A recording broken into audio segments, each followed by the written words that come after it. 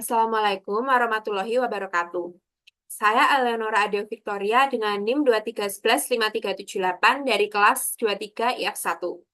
Pada kesempatan kali ini, saya akan membacakan serta menjelaskan jawaban saya pada tugas evaluasi pasca perkuliahan yang kedua.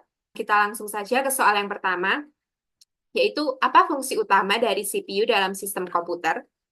CPU atau Central Processing Unit adalah otak dari sebuah komputer. Fungsi utamanya adalah yang pertama, untuk mengambil instruksi. CPU membaca instruksi dari memori komputer. Instruksi ini merupakan kode-kode yang memberitahu CPU apa yang harus dilakukan. Yang kedua, mendekode instruksi. CPU akan menerjemahkan instruksi yang telah dibaca menjadi tindakan yang dapat dikerjakan oleh komponen-komponen komputer lainnya. Lalu yang ketiga, mengeksekusi instruksi.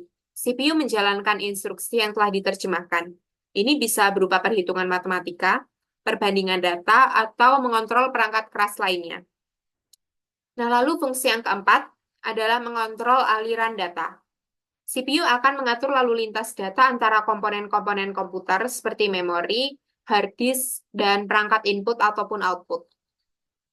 Lalu kita ke soal yang kedua, yaitu jelaskan dua fase utama dalam siklus pelaksanaan instruksi. Nah, siklus pelaksanaan instruksi adalah proses berulang yang dilakukan CPU untuk menjalankan setiap instruksi. Terdapat dua fase utama. Yang pertama yaitu fetch atau mengambil. Pada fase ini, CPU mengambil instruksi dari memori dan menyimpannya di dalam register. Register sendiri adalah unit penyimpanan data sementara di dalam CPU. Lalu fase yang kedua yaitu execute atau menjalankan. Nah, setelah instruksi diambil, CPU akan mendekode dan menjalankan instruksi tersebut. Ini melibatkan operasi-operasi seperti perhitungan, perbandingan, atau pengaksesan memori. Soal yang ketiga, yaitu apa itu interrupt dan bagaimana mekanisme kerjanya. Nah, interrupt adalah sinyal yang dikirimkan oleh perangkat keras atau perangkat lunak kepada CPU untuk meminta perhatian. Interrupt ini bisa terjadi karena berbagai alasan, seperti yang pertama, perangkat input atau output yang selesai melakukan tugas. Misalnya, keyboard yang ditekan. Yang kedua, terjadinya kesalahan. Contohnya yaitu hard disk yang error. Nah, alasan yang ketiga, program yang meminta layanan dari sistem operasi. Ketika terjadi interrupt, CPU akan menghentikan pekerjaan yang sedang dilakukan dan segera merespon interrupt tersebut.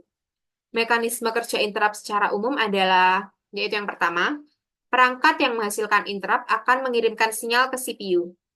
Lalu CPU akan menyimpan status pekerjaan yang sedang berjalan. Kemudian CPU akan mencari tahu sumber interrupt dan melakukan tindakan yang sesuai. Nah, setelah selesai menangani interrupt, CPU akan kembali melanjutkan pekerjaan yang tertunda tadi. Nah, untuk soal yang terakhir yaitu sebutkan 3 jenis bus dalam sistem interkoneksi dan fungsinya. Bus adalah kumpulan kabel yang digunakan untuk menghubungkan komponen-komponen dalam komputer. Ada 3 jenis bus utama. Yang pertama adalah bus data, digunakan untuk mengirimkan data antara CPU dan komponen lainnya.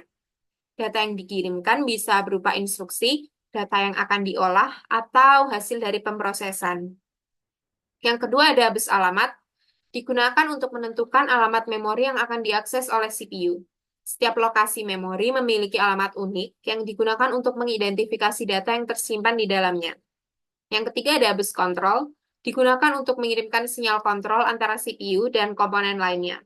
Sinyal kontrol ini digunakan untuk mengkoordinasikan aktivitas berbagai komponen dalam komputer.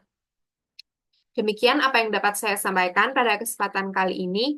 Apabila ada kesalahan, saya mohon maaf. Terima kasih atas perhatiannya. Wassalamualaikum warahmatullahi wabarakatuh.